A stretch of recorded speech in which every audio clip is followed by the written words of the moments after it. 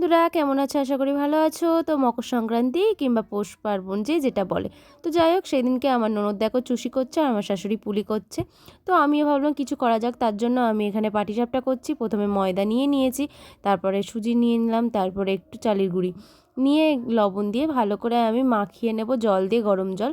আর এখানে একটু খেজুরির গুড় দিয়ে দিয়েছি। দিয়ে দেখতেই পাচ্ছ কত সুন্দর কালারটা হয়েছে। ভালো করে ফেটিয়ে নেব, নিয়ে তারপরে চারটা গরম করে আমি এখানে ভালো করে সুন্দর করে হাতা দিয়ে এইভাবে ছাড়িয়ে ছাড়িয়ে দিয়ে দিচ্ছি। তো দেখো প্রথমবারই করাতে আমার কতটা সুন্দর হয়েছে। আমি আগে বিয়ের আগে করতাম তখন কিন্তু পারতামই না। তো যাই হোক করতে করতে ওই যে বলো শেখা হয়ে যায়। তো যাই হোক সময়ের সাথে সাথে অভিজ্ঞতাটাও বেড়ে যায়। তো আমি দেখো এখানে কত সুন্দর করে পাটিসাপটাগুলো ভেজে নিচ্ছি। আরও অনেক কিছুই পিঠে হচ্ছে। তোমাদের কার কোনটা পছন্দের পিঠে অবশ্যই জানাবে। আমার তো পাটিসাপটা কিন্তু দারুণ লাগে, কিন্তু তার সাথে সাথে আমার কিন্তু তেলের পিঠেটা আরও বেশিই ভালো লাগে। তো দেখো এখানে আমি ভাজছি আর পরিবেশন করছি। এদিকে কিন্তু আমার ননদের পুলি করা হয়ে গেছে, আমার নন্দায়ও কিন্তু হাত লাগিয়ে দিয়েছে। তো দেখো কত সুন্দর করা হয়ে গেছে। এখানে চালের গুঁড়ির রুটি করলাম। রুটিগুলো কার ভালো লাগে অবশ্যই জানিও।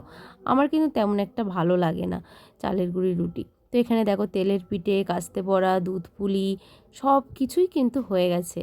আর তোমাদের কোনটা পছন্দের অবশ্যই কিন্তু জানাবে। দুধ পুলি কিন্তু খারাপ লাগে না, ওইটাও কিন্তু বেশ লাগে।